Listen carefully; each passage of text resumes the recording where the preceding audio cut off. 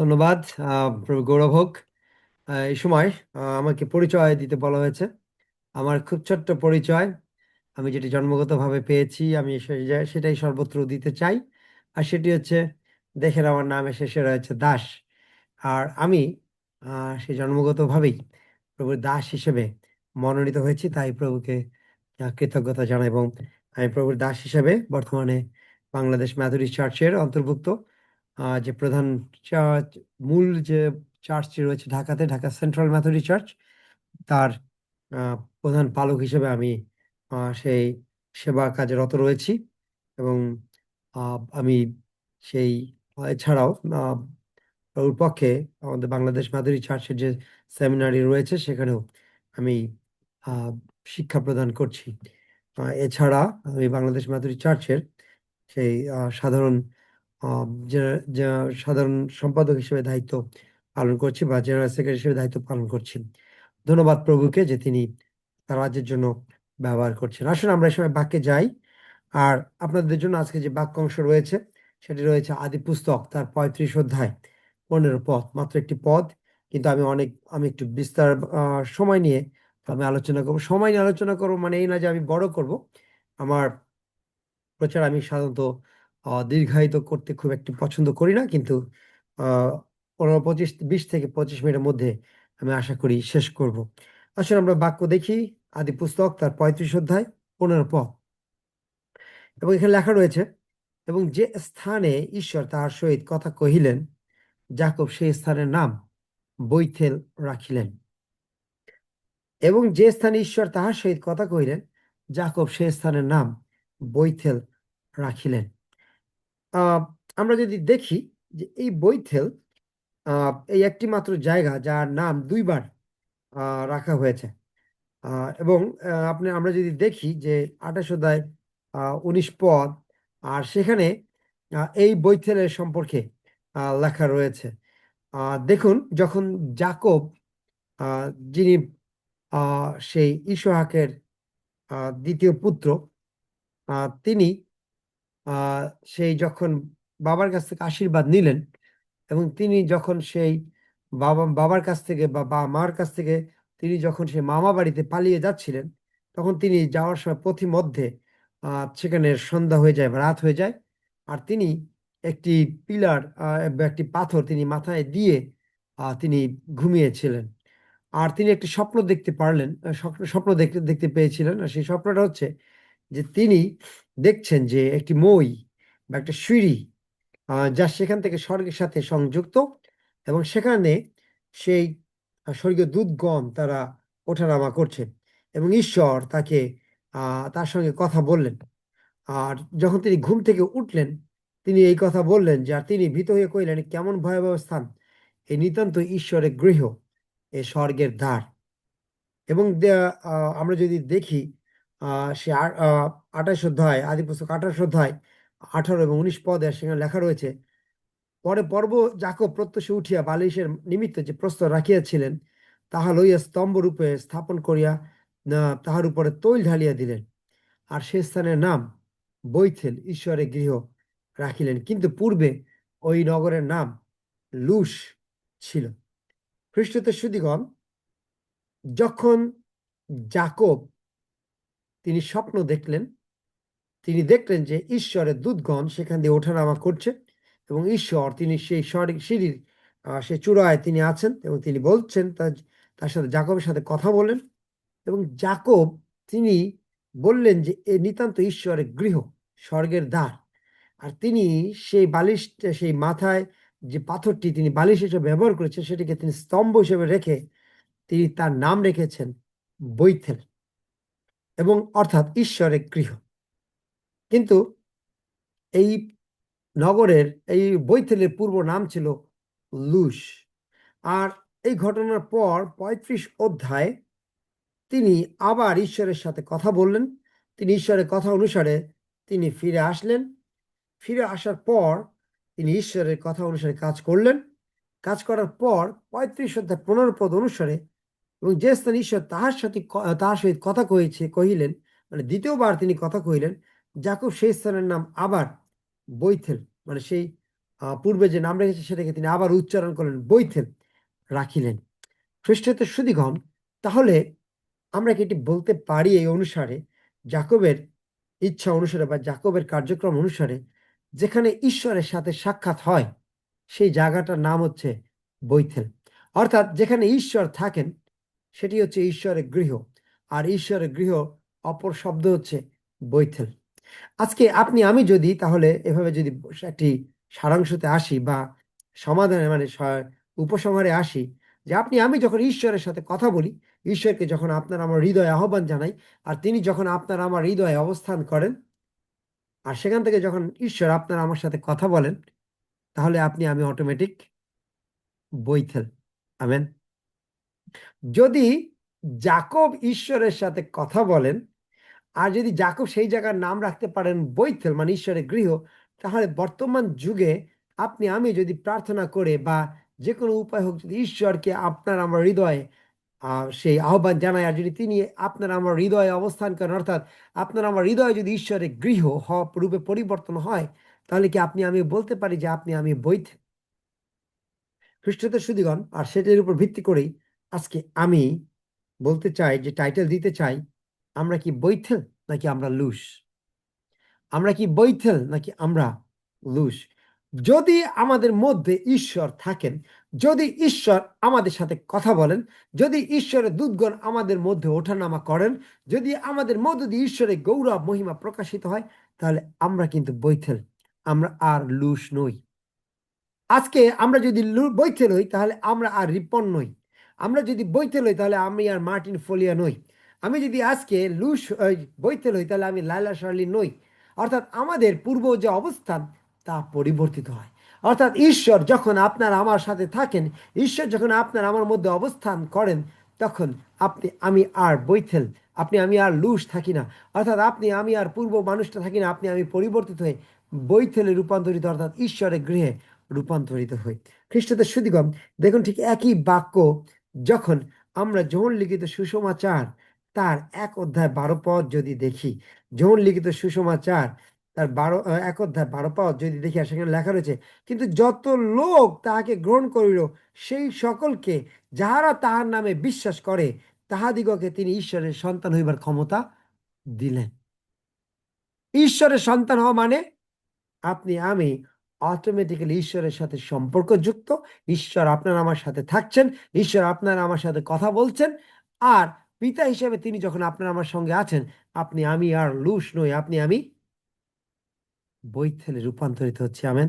খ্রিস্টতে শুধুগণ, আজকে ঈশ্বর তিনি চান যেন আপনি আমি যেন লুস না থাকি, আপনি আমি যেন বৈথেলে রূপান্তরিত হই। আপনি আমি যেন শুধু রিপনে না থাকি, আপনি আমি যেন সে বৈথেলে রূপান্তরিত হই।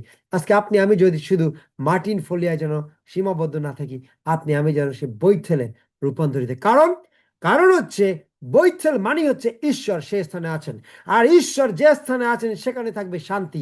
ঈশ্বর যেখানে আছেন সেখানে থাকবে পরাক্রম কার্যক্রম। ঈশ্বর যেখানে আছেন সেখানে থাকবে ঈশ্বরের মহিমা। এই সেখানে যেখানে যেখানে ঈশ্বর থাকবেন, সেখানে হবে সেখানে প্রকাশিত হবে ঈশ্বরের গৌরব মহিমা প্রশংসা আরাধনা। খ্রিস্টদের সুধীগণ, আমি আজকে এই সুন্দর সময় আপনাদের সাথে আপনাদের কাছে প্রশ্ন রাখতে চাই, আমরা কি লুস হিসেবে থাকতে চাই, নাকি আমরা বৈথেলে রূপান্তরিত হতে চাই? আমরা কি রিপনে থাকতে চাই, নাকি আমরা বৈথেলে রূপান্তরিত হতে চাই? যদি আমরা আজকে বৈথেলে রূপান্তরিত হতে চাই, আমরা মনে রাখবো যে আমরা সে আশীর্বাদ প্রাপ্ত, আমরা সে আশীর্বাদ প্রাপ্ত। আজকে আদমের সেই পাপ করার পরের থেকে এই আপনার আমার প্রজন্ম পর্যন্ত যতটা বিচ্ছেদ হয়েছে, যতটা পাপের কারণে আজকে সরে গেছি, বৈতেল হওয়া মানে হচ্ছে ঈশ্বরের সাথে সেই পূর্বের যে সম্পর্ক সেটি পুনঃস্থাপিত হওয়া। সেখানে যেখানে ঈশ্বরের গৃহ মানে ঈশ্বর তিনি থাকেন, অর্থাৎ এদেনে তিনি থাকেন, আপনি আমি সেই এদেনে পরিবর্তিত হচ্ছি, আপনি আমি সেই ঈশ্বরের গৃহে পরিবর্তিত হচ্ছি। খ্রিস্টদের সুধীগণ, সুতরাং আজকে আপনি বৈথেলে থাকবেন, নাকি আপনি আজকে লুসেই থেকে যাবেন? কিন্তু আমি প্রত্যাশা করি এবং আশীর্বাদ করি যেন আমরা সকলে লুস থেকে বৈথেলে রূপান্তরিত হই, যেন আমাদের মধ্য দিয়ে লোকেরা আশীর্বাদ প্রাপ্ত হয়। কিন্তু মজার বিষয় কি জানেন, আজকে শুধু ঘুম থেকে উঠেই ঈশ্বরের সিঁড়ি দেখলাম আর তেল ঢেলে দিয়ে অভিষেক করে নাম দিলাম বইতে, তা কিন্তু নয়। আজকে 35 অধ্যায়, সেটি যদিও 28 অধ্যায়ে ছিল, কিন্তু 35 অধ্যায় যদি আপনি আমি দেখি, সেখানে সেই লুজ থেকে বৈথলে রূপান্তরিত হওয়ার কয়েকটি পন্থা রয়েছে, কয়েকটি শর্ত রয়েছে, যেটি আপনাকে আমাকে পালন করতে হবে। আর যখনই আপনি আমি পালন করব, তখন আপনি আমি লুজ থেকে বৈথেলে রূপান্তরিত হব। তখন সেই রিপন থেকে ঈশ্বরের সন্তানে রূপান্তরিত হব। তখন সেই আমাদের পূর্বপরি অবস্থা থেকে আমরা বৈথেলে রূপান্তরিত হব। আর সেটি হচ্ছে প্রথম শর্ত। আদি পুস্তক 35 অধ্যায় আমরা 15 পদ পড়েছি, কিন্তু আমরা 35 অধ্যায় 1 পদ আমরা দেখি। আমি পাঠ করছি আপনাদের জন্য। লেখা রয়েছে, পরে ঈশ্বর যাকবকে কহিলেন, তুমি উঠো, বৈথেলে গিয়া সে স্থানে বাস কর, এবং তোমার ভ্রাতা এসো সম্মুখ হইতে। তোমার পলায়নকালে যে ঈশ্বর তোমাকে দর্শন দিয়েছিলেন, তোমার তাহার উদ্দেশ্যে সেই স্থানে যজ্ঞবেদী নির্মাণ কর। আমেন। আজকে ঈশ্বর আপনাকে আমাকে প্রথমে যে শর্তটা দিয়েছেন, আর সেটি হচ্ছে যজ্ঞবেদী নির্মাণ কর। যদি আপনি আমি আজকে বৈথেলে রূপান্তরিত হতে চাই, আজকে আপনি আমি যদি বৈথেলে থাকতে চাই, আজকে আপনি আমি যদি সেই বৈথেলের মধ্যে, সেই আশীর্বাদের মধ্যে, সেই ঈশ্বরের গৃহের মধ্যে যদি বসবাস করতে চাই, তাহলে প্রথম শর্ত, আপনাকে আমাকে যজ্ঞবেদী নির্মাণ করতে হবে। কারণ ঈশ্বর তিনি চান যেন আপনি আমি তার প্রশংসা আরাধনা করি। খ্রিস্টদের সুদীগণ, আমরা যদি যিশায়া পুস্তক তার 43 অধ্যায় 21 পদ যদি দেখি, আর সেখানে লেখা রয়েছে, সেই যে প্রজাবৃন্দকে আমি আপনার নিমিত্ত নির্মাণ করিয়াছি, তাহারা আমার প্রশংসা প্রচার করিবে। আপনাকে আমাকে নির্মাণ করার উদ্দেশ্য কি? যেন আপনি আমি ঈশ্বরের প্রশংসা প্রচার করি, আপনি আমি যেন ঈশ্বরের প্রশংসা আরাধনা করি। আর সেই প্রশংসা আরাধনা করার প্রথম শর্ত হচ্ছে, আপনাকে আমাকে ঈশ্বরের জন্য যজ্ঞবেদী নির্মাণ করতে হবে। আজকে আমরা এখানে অনেকেই বলে জুম চাষ করছি। আমি অত্যন্ত আনন্দিত, আমি অত্যন্ত আনন্দিত। খ্রিস্টদের সুদীগণ, পাহাড়ে যারা জুম চাষ করেন, তারা কি লাভ পান সেখান থেকে? যখন ফসল চাষ করা শেষে, যখন ফসল কাটেন, সেখান থেকে তারা খাদ্য পান, শস্য পান, যা দ্বারা তারা জীবন ধারণ করে। আজকে আমরা এই করোনার সময় থেকে এই পর্যন্ত জুম চাষ করে আসছি। আমি বিশ্বাস করি আমাদের যতগুলো জুম রয়েছে, সেটি হোক গ্লোবাল প্রেয়ার ফেলোশিপ, সেটা হোক গ্লোবাল খ্রিস্টান মিনিস্ট্রি, সেটা হোক এভরিডে প্রেয়ার গ্রুপ, সেটা হোক জিহোবা নিশি প্রেয়ার সেল, যাই হোক না কেন, সেখান থেকে কেউ না কেউ দেখবেন তারা আত্মাতে উদ্দীপ্ত হচ্ছে। আত্মাতে তারা সেই জুম চাষের মধ্য দিয়ে তারা ঈশ্বরের রাজ্যের ফল হিসেবে তারা গড়ে উঠছে। খ্রিস্টদের সুদীগণ, সুতরাং আমরা যেন সেই জুম চাষ করি আর যাই করি না কেন, মনে রাখতে হবে এটি হচ্ছে সেই ঈশ্বরের আশীর্বাদের স্থান। এবং এই যজ্ঞবেদীকে আমাদের যজ্ঞবেদীর মতো প্রশংসা আরাধনা করতে হবে। আপনি যদি আজকে সেই যজ্ঞবেদীকে অর্থাৎ উপাসনাকে যদি সঠিকভাবে উপাসনা না করেন, সেই জন্য কিন্তু আপনার অভিশাপ রয়েছে। আপনি হয়তো বলতে পারেন, পাস্টর ভয় দিচ্ছেন। অবশ্যই আপনাকে আমি ভয় দিচ্ছি এবং ভয় দিবই, কারণ এটি সত্য কথা এবং বাস্তব কথা বলার কারণে পিতর যখন প্রচার করেছিলেন, তখন অনেক অনেক লোকের হৃদয়ে শেলবিদ্ধ হয়েছিল এবং সেই দিন 3,000 লোক প্রভুকে গ্রহণ করেছিলেন। আজকে আমার ভয় দেওয়ার কারণে যদি আপনাদের হৃদয়ে শেলবিদ্ধ হয়ে বা কারো হৃদয়ে শেলবিদ্ধ হয়ে যদি আমরা সঠিকভাবে জীবনযাপন করি, আমি মনে করি আমাকে ঘৃণা করলেও তাতে আমি খুশি। কারণ ঈশ্বরের জন্য আমি অন্তত আপনাদের একজনকে বা আমাদের মধ্যে একজনকে আমি সঠিক পথে নিয়ে যেতে পারছি। দেখুন, আমরা আজকে উপাসনায় যখন যাই, আমাদের সুন্দর একটা ডিভাইস আছে। এই দামি ডিভাইস আমাদের রয়েছে, ফ্ল্যাগশিপ সেট বলা হয়, অনেক দামি। কারো 50, 70, 1 লাখ, 1,20,000, 30,000 টাকা দামের মোবাইল সেট, খুব দামি সেট। আজকে সেই সেটটা আমরা সঙ্গে উপাসনার সময় আমরা সাথে করে নিয়ে যাই। খুব ভালো বিষয়, নিয়ে যেতেই পারি, কারণ এটার মধ্যে আমার সমস্ত কিছু রয়েছে, অসম্ভব কিছু নয়। কিন্তু আপনি কি এটির কারণে সেই যজ্ঞবেদীকে কি অসম্মানিত করছেন? আপনি তো বলতে তার মানে কি? আমি যদি একটু আসি, দেখুন, আদি পুস্তক তার 15 অধ্যায়, আদি পুস্তক তার 15 অধ্যায়, যখন সেই অব্রাহাম তিনি ঈশ্বরের উদ্দেশ্যে তিনি 15 অধ্যায় 9 পদ আমি আপনাদের জন্য পড়ি।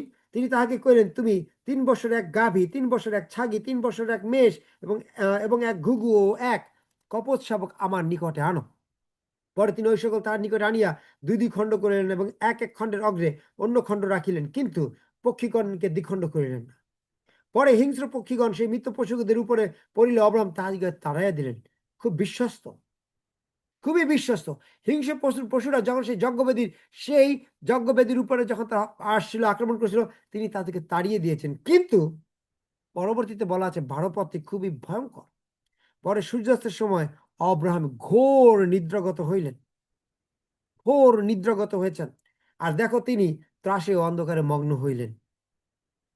তখন তিনি মানে ঈশ্বর অব্রাহামকে কইলেন, নিশ্চয় জানি তোমার সন্তানগণ পরদেশে প্রবাসী থাকিবে এবং বিদেশি লোকদের দাস্যকর্ম করিবে, লোকে তাহাদিগকে দুঃখ দিবে 400 বৎসর পর্যন্ত। আরে ইদানিং গির্জাঘরের মধ্যে এয়ার কন্ডিশন আছে, গির্জাঘরের সেই কি বলা যায় যে চেয়ারগুলো, সেগুলো আরামদায়ক। আলোকের প্রচারও আমার মতো একটু হাসকি হাসকি ভাব, কর্কশ না, শুনতে ভালো লাগে। মনে হচ্ছে যে এমন গলার স্বর যে গাচ্ছে মা সেই ছোট বাচ্চাকে কোলে নিয়ে গেছে, আয় আয় চাঁদ মামা টিপ দিয়ে যা, চাঁদের কপালে চাঁদ টিপ দিয়ে যা, ছোট বাচ্চা যেমন ঘুমিয়ে যাচ্ছে সেরকম মনে হচ্ছে। আর আমরা উপাসনালয়ে গিয়ে সুন্দর সেই এয়ার কন্ডিশনের মধ্যে আমরা বলি ঘুমিয়ে যাচ্ছে এবং বলছি, প্রভু তোমার কোল এত আনন্দের, এত আরামের যে প্রভু কি সুন্দর ঘুম এসে যায়। কিন্তু খ্রিস্টদের সুধীগণ, আজকে অব্রাহাম সারাদিন কাজ করার পর যখন সেই উপাসনার সময় তিনি ঘোর নিদ্রে গিয়েছেন, ঈশ্বর তাকে বলেছেন, তোমার উত্তরসূরিরা পরদেশে দাস্যকর্ম করিবে। কত বছর? 400 বছর। যদি বাইবেল আপনি যাত্রা পুস্তক দেখেন, সেখানে বলা আছে 430 বছর। আমার কথা হচ্ছে, অব্রাহাম সেই সময় খুব সুন্দরভাবে ঈশ্বরের কাছে তিনি চলে গেছেন, কোনো সমস্যা নেই। কিন্তু সেই মিশরে 400 বছর তারা যখন দাসত্ব করেছিল, তাদের কি দোষ ছিল? তারা কি কারণে আজকে দাস্যকর্ম করতে হবে তাদেরকে? কি এমন তারা অপকর্ম করেছিল? তারা কিন্তু কোনো অপকর্ম করেনি। কিন্তু আজকে অব্রাহাম শুধু একটু ঘুমিয়েছিলেন বলে, অর্থাৎ ঈশ্বরকে প্রাধান্য দেননি বলে, আজকে ঈশ্বর তাদেরকে, অব্রাহামকে এই অভিশাপ বা এই শাস্তি তিনি দিয়েছিলেন। খ্রিস্টদের সুধীগণ, আজকে আপনি আমি ঘুমিয়ে পড়ছি কিনা? আজকে আপনি আমি জীবন চলার পথে ক্লান্ত হয়ে ঈশ্বরের রাজ্যের জন্য নিজেকে আজকে বেমানান করে তুলছি কিনা, আনফিট করে তুলছি কিনা? আজকে আপনি আমি ঘুমাচ্ছি কিনা, ঝিমিয়ে পড়ছি কিনা? আমরা প্রচার করার সময় অনেক ভালো প্রচার আমরা করি, কিন্তু দুঃখের বিষয়, যখন অন্য প্রচার করে আমরা খুব সুন্দর ঘুমিয়ে যায়, আয় আয় চাঁদ মামা কবিতার মতো। কিন্তু খ্রিস্টদের সুধীগণ, আজকে ঈশ্বর বলছেন যে তুমি যদি বৈথেল হইতে চাও, তুমি যদি আমাকে পেতে চাও, তুমি যদি আমার আশীর্বাদ সেখানে দেখতে চাও, তুমি যজ্ঞবেদী নির্মাণ করো। এবং সেই যজ্ঞবেদীতে তুমি যখন তোমার প্রশংসা আরাধনা উৎসর্গ করবে, তখন তুমি এমন ভাবে উৎসর্গ করো, অব্রাহামের মতো ঘুমিয়ে যেও না। খ্রিস্টদের সুধীগণ, হয়তো বা আপনি আমি সে ঘুমিয়ে সুন্দরভাবে পৃথিবীতে চলে যাব, কিন্তু মনে রাখবেন, আপনার আমার উত্তরসূরি 430 বছর তারা দাসত্ব করতে পারে, দাসত্ব করতে পারে। আজকে আপনি আমি কি আপনার আমার উত্তরসূরিকে দাসত্বের মধ্যে সে অভিশাপে রেখে যাব, না আরো আশীর্বাদের মধ্যে তাদেরকে রেখে যাব? নাকি আপনি আমি সেই বৈথেলের মধ্যে তাদেরকে রেখে যাব? আমাদের কাজকে যজ্ঞবেদী নির্মাণ করতে হবে। দ্বিতীয়ত যে বিষয় রয়েছে, তখন যাকব আপন পরিজন ও সঙ্গী লোক সকলকে কহিলেন, তোমাদের কাছে যে সকল বিজাতীয় দেবতা আছে তাহাদিগকে দূর কর। আপনি হয়তো বলতে পারেন, পালক, আমরা খ্রিস্টান মানুষ, আমরা কোনো বিজাতীয় দেবতার পূজা করি না। না, এখানে শুধু মূর্তি পূজাকে বিজাতীয় পূজা বলা হচ্ছে না। আপনি আমি ঈশ্বরকে ছাড়া যা কিছুকে আপনি আমি প্রাধান্য দেবো, সেটাই হচ্ছে বিজাতীয়দের সমান। বিজাতীয়রা দেখবেন অনেক সময় আছে, তারা সেই তাদের উপাসনার সময়কে তারা প্রাধান্য না দিয়ে তারা অন্য জায়গায় যাচ্ছে, তারা অন্য কাজ করছে, তারা টাকার পিছনে ঘুরছে। আজকে আপনি আমি কি করছি? হয়তো বা গির্জা যাওয়ার জন্য রেডি হচ্ছেন, এ সময় ফোন আসছে, দাদা আমাকে আপনার সাথে একটু যেতে হবে অমুক জায়গায়, বা দাদা আমি আপনার বাড়িতে একটু আসছি, আমাকে একটু সাহায্য করেন। ভাই আমি তো এখন যেতে পারছি না, এটা করতে পারছি না। না না দাদা, যেতে হবে, আপনি না গেলে এই কাজ হবে না। আপনাকে উনি চেনে, আপনি না গেলে এই জায়গা হবে না। দেখা গেল আপনি তার সাথে যাওয়ার কারণে আপনার গির্জাই হয় না, আপনি উপাসনাই করতে পারেন নাই। আজকে আপনি চিন্তা করে দেখুন, আজকে আপনি আমি বিশ্বাসী হিসেবে আপনার যে উপাসনার প্রাধান্য দেওয়ার কথা সেখানে না করে দিয়েছে অন্য জায়গায়। আপনি কি বিজাতীয়দের মতো নয়? আমি কি বিজাতীয়দের মতো নয়? খ্রিস্টদের সুধীগণ, যাকব বলছেন, তোমাদের মধ্য থেকে বিজাতীয় দেবতাদেরকে তুমি দূর করো। তৃতীয়ত যে বিষয়টা তিনি বলেছেন, তৃতীয় বিষয় হচ্ছে সূচি হ, দূর করো এবং সূচি হ। আমরা কি সূচি হচ্ছি? আমরা কি সূচি হচ্ছে খ্রিস্টতে শুচিকর? উপাসনার সময় আমরা কি সূচি হই? আমরা কি সূচি ভাবে ঈশ্বরের প্রশংসা আরাধনা করি?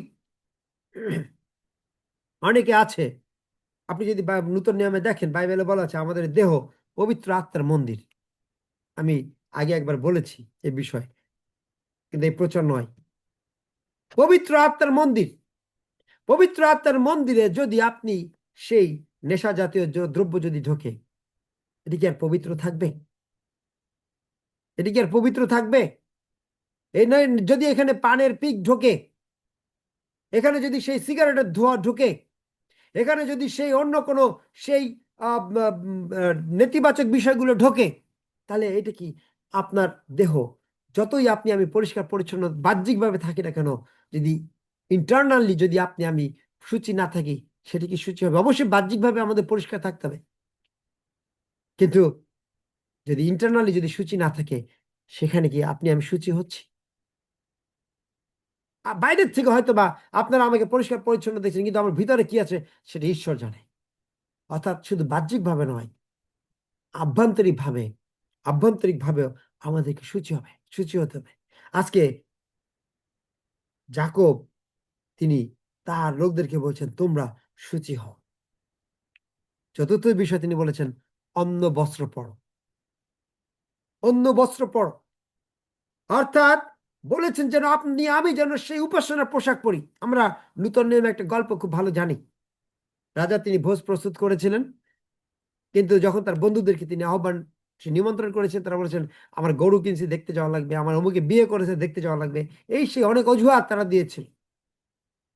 তখন সেই ধনী ব্যক্তি বা সেই রাজা তিনি বললেন যে পথের পাশে গিয়ে সবাইকে নিয়ে আসো, রাস্তায় যাকে পাও সবাইকে নিয়ে আসো।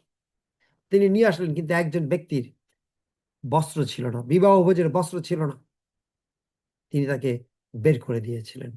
খ্রিস্টদের শুধিগণ, আজকে আমাদের খ্রিস্টীয় জীবনে এই বস্ত্র খুব গুরুত্বপূর্ণ।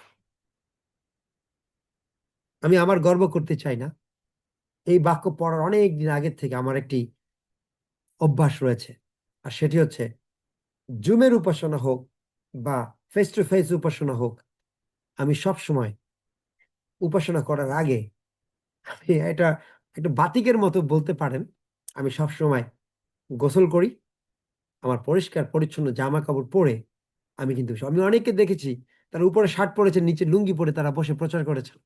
অনেক সময় তারা যখন নড়াচড়া করেছেন, তাদের এই মানে অবস্থা দেখা গেছে। কিন্তু আমি, আপনার শুনে অবাক হবেন, যে এখন উঠে দাঁড়ায়, আমি ফুল পেটে যেভাবে দাঁড়ায় আমি ঠিক সেভাবে বসে আছি। আমি শার্ট পরেছি, আমি প্যান্ট পরেছি, আমার মোজা পর্যন্ত পরা আছে। আমি বলতে চাই না যে এটা, কিন্তু আমার কেন জানি মনে হয় জুমের উপাসনা হোক আর ফেস টু ফেস উপাসনা হোক, আমি আমার জীবন্ত ঈশ্বরের প্রশংসা আরাধনা করছি। সুতরাং আমাকে সেইভাবে ঈশ্বরের সম্মুখে আসতে হবে।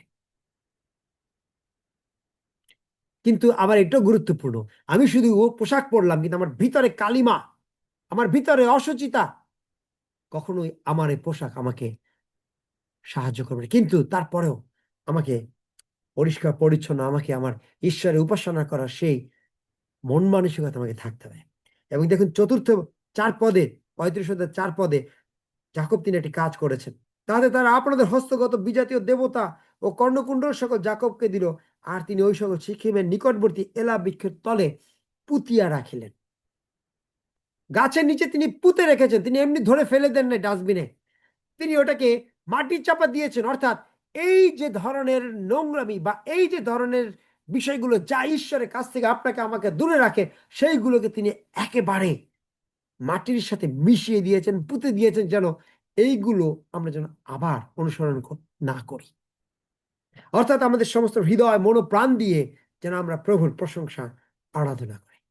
খ্রিস্টদের শুধিগণ, বৈথেল যদি আপনি হতে চান, বৈথেল যদি আমি হতে চাই, 4টি বিষয় আমাদেরকে আজকে আদি পুস্তক তার 35 অধ্যায় 1 থেকে 2 পদ তিনি আমাদেরকে শিক্ষা দিয়েছেন যেন আমরা যজ্ঞবেদী করি, অর্থাৎ ঈশ্বরের উপাসনা যেন আমরা করি, কিন্তু পবিত্রভাবে, সঠিকভাবে।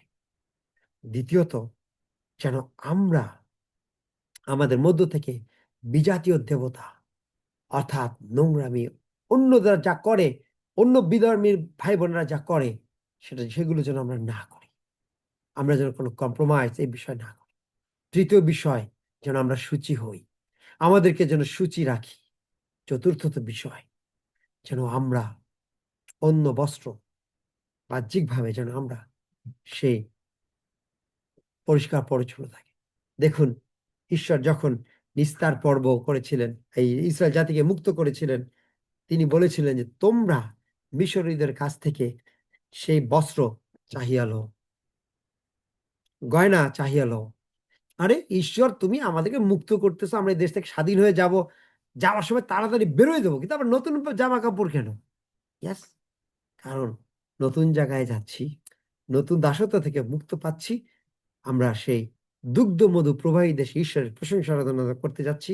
যেহেতু আমরা দাস ছিলাম, আমাদের পরার কাপড় চোপড় ছিল না, তাই আমরা তাদের কাপড় চোপড় নিয়ে যাব, যেন আমরা দুগ্ধ মধু প্রবাহী দেশে গিয়ে যেন আমরা সেই কাপড় পরে ঈশ্বরের প্রশংসা আরাধনা করতে পারি নতুন ভাবে। কারণ যখন আমরা নতুন কাপড় চোপড় পরি, যখন আমরা সেই ইস্ত্রি করা বা আয়রন করা কাপড় চোপড় পরি, দেখবেন মনের মধ্যে একটা আলাদা আনন্দ কাজ করে। সেই আনন্দ যখন আমরা ঈশ্বরের প্রশংসা আরাধনা করি, সে আনন্দ আরো কয়েক গুণ বেড়ে যায়। তাই আসুন না, যদি আমরা সে বৈতেল হতে চাই, আমরা যদি সেই লুস থেকে বৈতেলে রূপান্তরিত হতে চাই, তাহলে আমরা ঈশ্বরের কথা অনুসারে, ঈশ্বরের নির্দেশ অনুসারে যাকব যেমন বলেছিলেন, আমরা যেন সেইগুলো পালন করে সকলে লুস থেকে বৈতেলে, অর্থাৎ রিপন থেকে বৈতেলে, লাইলা থেকে বৈতেলে, মার্টিন থেকে বৈতেলে, রোজমেরি থেকে বৈতেলে, সরি আমি সেদিকে চারজনকে দেখছি বিদায়, আমরা যেন সেই আমাদের পূর্ববর্তী অবস্থা থেকে যেন আমরা বৈতেলে সবাই রূপান্তরিত হই। তাহলে ঈশ্বর, তিনি গৌরবান্বিত, মহিমান্বিত, প্রশংসিত হবেন। প্রভু আমাদের প্রত্যেককে আজকে এই বাক্যের মধ্য দিয়ে বৈতেল হতে তিনি আশীর্বাদ করুন। সবাইকে মানে